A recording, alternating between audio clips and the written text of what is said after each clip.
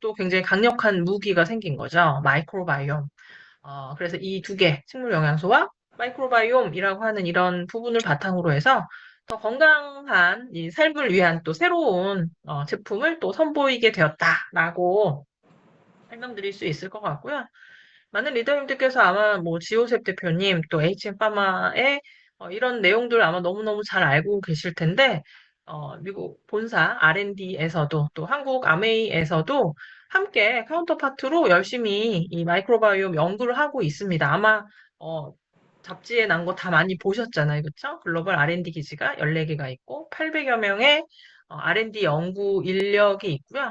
또 아마 그 잡지에서 보셨을 닥터 러니언 박사님이시죠? 저희 마이크로바이옴 연구를 총괄하고 계신 장내 미생물 전문 연구가 그 마이크로바이옴 연구도 굉장히 많이 진행을 하고 있고 그것과 관련된 25가지 이상의 성과물이 있는데 오늘 그것 중에 두 개를 이제 그 제품 교육과 함께 설명을 드릴 거예요. 뭐냐면 비긴과 뉴트라이트 프로바이오틱스가 출시되기 또 전에 이 제품을 가지고 한 이런 실험의 결과가 논문에 발표가 되었는데, 바이올로지라고 하는 이런 논문과 뉴트리언트라고 하는 이런 논문, 바이올로지는, 그쵸, 처음 듣는 것 같은데? 라고 하실 테지만, 뉴트리언트라고 하는 이건 우리가 굉장히, 그쵸, 굉장히 친한, 잘 아는 이름이잖아요. 이 더블 X의 항산화를 통해서 DNA를 보호하는 이 논문도 뉴트리언트에 게재가 되었죠. 그래서 제품이 출시되기도 전에 이 두 개의 제품을 가지고 한 이런 실험이 국제학술지에 게재가 되었다라는 거. 그리고 또 오늘 그 내용을 일부 좀 설명드릴 거라는 것 좀 말씀을 드리면서, 그러니까 어떨까요? 오늘 내용이 아주 쉽지만은 않고요. 또 아주 재밌기도 조금 어렵지만, 그래도 그냥 단순히 유산균을 먹어서 뱃속이 편해졌어. 화장실을 잘 갔어. 라고 하는 이런 뭐라고 해야 될까요? 굉장히 일차원적인 접근이 아니라, 우리는 사실 그 이전부터도 장내 미생물의 다양성, 단순히 유익균이 아니라 장내 환경에 대한 이런 변화, 이런 부분들을 사실은 남들보다 먼저 이야기하고 있었잖아요. 그래서 이 새로운 두 개의 제품을 가지고 또 그거 것보다 한 단계 더 앞서 나간 장 건강, 장벽 건강에 대한 이런 이야기를 하고자 합니다. 이 장벽 건강, 뭐 뉴트라이트만 주장하는 이런 이야기는 아니고요. 2020년대 이후에 이 장벽 건강 관련된 게, 장 건강과 관련된 게 막 굉장히 많이 연구가 된 거죠. 그쵸? 이 펀메드 기준으로 이 장벽과 관련된 이런 연구 논문이 막 2020년대 이후에 쏟아져 나오고 있고요. 이 장벽이 왜 중요할까요? 지우셉 대표님 강연 이미 다 들어보셨잖아요. 그쵸? 리더님들. 오늘 제가 하는 이 비긴과 뉴트라이트의 프로바이오틱스 교육이 처음은 아마 아니실 텐데, 뭐라고 좀 소개를 해주셨냐면 찰떡같이 장벽이니까, 이 장벽하면 벽이 떠오르죠? 만리장성을 빗대서 이야기를 하셨죠. 그쵸? 만리장성. 이 장을 기점으로 해서 입부터 시작해서 항문까지의 공간, 여기는 어디죠? 내 몸속 안에 있지만 세포 바깥이에요. 그래서 엄밀히 말해서는 내 몸 밖이고요. 장벽으로 흡수돼서 들어오면 뭘까요? 이제는 정말 내 몸 안이 되는 거예요. 그래서 이 장벽이라고 하는 것은 뭐냐면 내가 섭취한 음식물이 내 몸에 들어오는 관문이 된다라고 조금 이해를 하시면 좋으실 것 같고, 그래서 내 몸에 들어온 영양소는 어떤 역할을 할까요? 나에게 힘을 주죠. 그렇죠? 얘가 대사돼서 에너지화 되는 과정을 거치면서 나에게 힘을 준다. 내가 살아갈 수 있는 영양분을 준다라고 이해를 하시면 되는데, 문제는 뭐냐면, 내가 내 몸에 꼭 도움이 되는 너무 좋은 것만 탁 골라서 먹지 않는다라는 거죠. 눈에 보이면 일단 먹잖아요. 요즘과 같은 7, 8월 날씨 너무 덥잖아요. 습도도 굉장히 높습니다. 그래서 아마 경험하셨을 거예요. 어떤 경험을 하셨냐면 아침에 그쵸. 요즘은 뭐 끓여서 먹는 것도 싫지만 뭐 국을 끓여서 밥을 먹었어요. 그리고 이제 막 여러 많이 후원 활동을 하시면서 뭐 미팅도 많고 그래서 하루 종일 열심히 이제 생활을 하시다가 집에 돌아왔는데 아침에 끓여놓은 국이 어떻게 되어 있죠? 내가 끓이지 않았지만 거품이 일면서 끓고 있는 경우가 있어요. 그럼 어떻게 하실 건가요? 벌써 좀 상했네? 그래서 버리실 건가요? 아니요. 그럴 수도 있지만 좀 괜찮은 것 같으면 어떻게 하시냐면 한번 끓이실 거예요. 정말 가열을. 그리고 어떻게 하냐면 먹어도 되는 사람. 저는 오프라인 교육 때 뭐라고 표현하냐면 기미상궁이라고 이야기하는데 기미상궁 좀 와서 먹어봐 이렇게 이야기를 하죠. 그쵸? 모르면 주기도 해요. 그러면 이제 잘 먹으면은 오케이 괜찮은 거고 먹었는데 좀 안 좋아. 그러면은 나는 안 먹으면 되죠. 그쵸? 이게 뭘 말씀드리고자 하는 거냐면 내가 내 건강에 필요한 나에게 필요한 영양소도 먹지만 경우에 따라서는 내 눈에 보이지 않는 무언가가 그 경로를 통해서 나의 몸에 들어올 수도 있다라는 거예요. 그래서 이렇게 들어온 유해한 물질들, 뭐 식중독균, 이런 어떤 부분들은 몸 안에서 염증 반응을 일으키고 그 유해한 물질들이 들어오면 나의 몸 안에 있는 면역 체계가 총출동하는 이런 어떤 문제가 되겠죠. 그렇죠? 이 장벽을 기점으로 해서 필요한 게 들어오고 경우에 따라서는 필요하지 않은 것들도 딸려 들어오면서 이런 어떤 장벽은 어떤 면에서 보면 해야 된다. 필요한 것은 잘 받아들여야 되고, 경우에 따라서 딸려 들어오는 나쁜 것은 되도록이면 많이 들어오지 않도록 조절하는 이런 어떤 역할을 장벽, 만리장성해야 된다. 그래서 꽉 막힌 벽은 아니다라는 게 이제 인식이 되시죠? 문이 있어야 되고요. 그 문을 통해서 필요한 물질이 드나들어야 되는구나. 그래서 그 장벽을 조금 더 디테일하게 지금 좀 보여드리고 있어요. 꽉 막힌 벽이 아니고요. 이 장벽은 장세포가 쭈루룩 연결돼서 만들어진 구조물이다라고 생각을 하시면 되고요. 꽉 막혀 있지 않고 일단 열려 있기 때문에 이 경로를 통해서 영- 들어오기도 하는데 영양분만이 아니라 경우에 따라서는 유해한 물질도 나의 몸에 들어오는 경로가 된다라고 좀 설명을 드렸죠. 그래서 이 장벽은 그럼 어떻게 해야 될까요? 영양분을 많이 받아들여야 되니까 문이 활짝 열려 있어야 될 것 같아. 아니야, 영양분뿐만이 아니라 문제되는 물질도 나의 몸에 들어올 수 있으니까 문이 닫혀야 돼. 적정한 수준의 상태로 이 장벽 기능이 건강하게 잘 조절이 돼야 되겠죠? 필요한 것은 잘 들어오고 유해 물질은 들어오지 못하도록.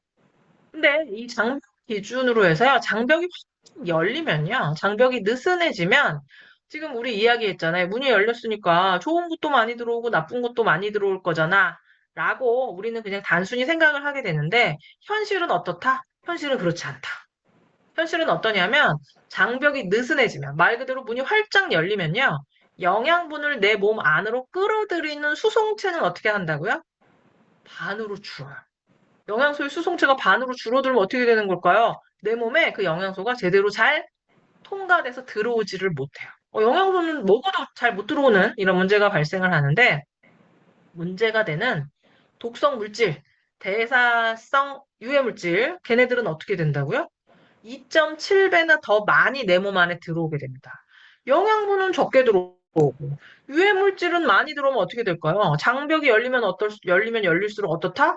손해다라는 거죠. 그렇죠? 손해다. 그리고 이 대사성 유해 물질을 조금 더 이야기를 드리고자 해요. 이 대사성 유해 물질 혹은 얘를 내재 독소라고도 이야기를 하고요. 또 다른 말로는 그쵸. 사실은 이 비긴과 누트라이트 프로바이오틱스 리더님들이 다 아시는 내용인데 뭐가 어렵냐면 용어가 어려워요. 용어가 나뭐 저런 것까지 나 알아야 돼. 내재 독소, 엔도톡신 이런 거 나 알아야 돼. 어, 조금 이해하시면 좋아요. 왜냐면 그러면 더 이해가 쉽거든요. 이 엔도톡신 내재 독소, 정식으로는 LPS라고 이야기하고요. LPS, 지호세 대표님은 LPS라고 이야기했을 거고, 이 LPS도 약자예요. 중요하진 않지만, 이 LPS의 플레임은 뭐냐면, 리포폴리사카라이드예요.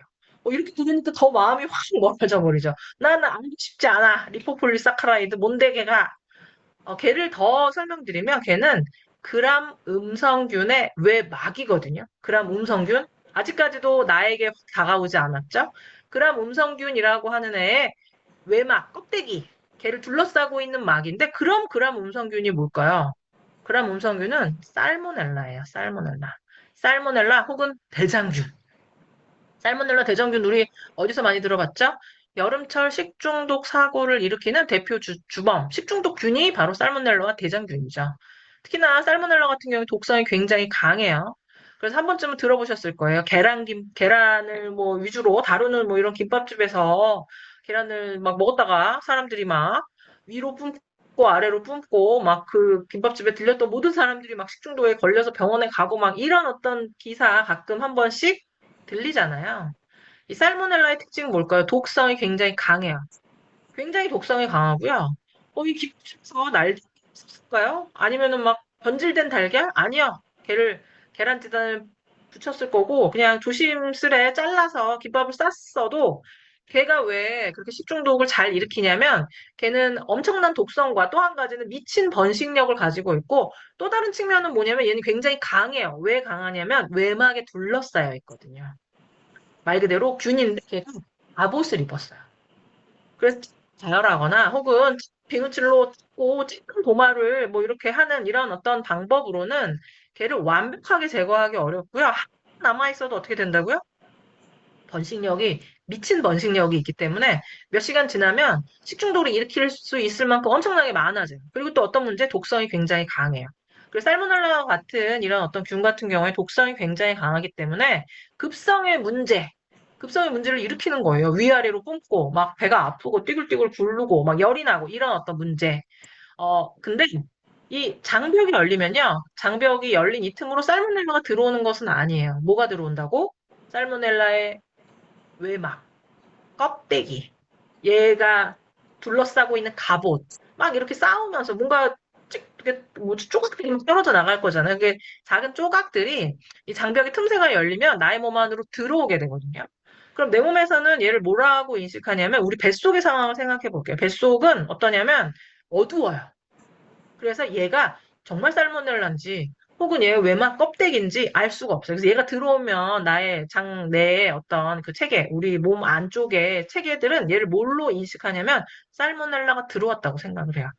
내재 독소에 들어왔지만 들어왔는데 얘는 너무너무 무서운 친구니까 우리 몸 안에서는 뭐가 일어난다?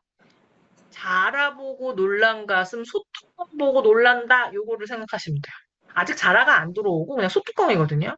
근데 얘가 들어오면 나의 몸 안에 있는 면역 체계가 난리가 나요. 왜냐면 얘가 독성이 굉장히 강하고 번식력이 크니까 한 번 들어오면 나의 몸을 막 망가뜨리잖아요. 그러니까 나의 몸 안에 있는 면역 체계가 총출동해서 어떤 일을 벌이냐면 껍데기가 들어왔는데 본체를 찾으려고 면역 체계가 총출동해서 막 난리를 치는 거예요. 그러면서 어떤 일이 벌어진다? 어, 일단은 무언가가 총출동을 해서 면역체계가 총출동을 해서 누구를 잡기 위해서 막 돌아다닌다는 것, 영양소, 말 그대로 내 몸 안에 있는 리소스, 에너지를 쓰는 과정이죠. 또 그런 과정 중에 사실은 정말 때려잡을 필요 없는 내 몸을 공격하는 면역에 좀 과민한 반응들 또한 나타날 수가 있고요. 또 이 부분의 가장 본질적인 문제, 장에 문이 열리면 어떻게 된다고요? 내재 독소는 2.7배 더 많이 들어오는데 영양소는 어떻다라고 말씀드렸죠. 영양소는 절반으로 줄어요. 그래서 내가 받아들일 수 있는 영양소는 반으로 줄었는데 독소가 들어옴으로써 걔를 잡기 위해서 내 몸 안에 있는 에너지가 많이 고갈되어 버린다. 이거는 굉장한 소원이죠. 그렇죠? 그래서 여기까지 말씀드리면서 그런 부분 장의 투과성이 높아지면서 말 그대로 무언가가 막 쏟아져 들어오면서 이 부분을 가지고 피해를 입을 수 있는 사람 누굴까요? 여기 여러 다양한 계층들을 이렇게 사진으로 그려놨거든요. 누굴까요? 모두 다. 빠져나갈 수 있는 사람은 아무도 없어요. 그런데 이 중에서 또 더 뭐 심각하게 영향을 받을 수 있는 친구들은 누굴까요? 요런 친구들이겠죠. 아직 성장기. 왜? 이 아이들 같은 경우에는 생활하는 데 필요한 에너지뿐만이 아니라 성장에 필요한 성장 요구량이라는 게 있거든요. 근데 그 부분이 채워질 수 있다, 없다? 영양소가 제대로 잘 들어올 수 없기 때문에 절반으로 줄어든다고 말씀드렸잖아요. 영양소도 제대로 못 채우는데 게다가 소진되는 게 있어. 그러니까 굉장한 손해겠죠. 나이 드신 분들은 어떨 거예요? 그분들도 손해요. 워낙에도 흡수돼도 잘 대사도 안 되는 이런 과정 가운데 들어오는 것도 안 들어오는 데다가 무언가 염증을 일으키는 이런 내재 독소들이 몸 안에 축적되니까 살모넬라는 급성의 문제를 일으키는 요인이죠. 그래서 비유를 들자면 살모넬라와 같은 이런 식중독균은 칼이에요, 칼. 바로 찔르면 네, 리더님도 더 들으시면은 이제 제가 링크를 공유해 드릴게요.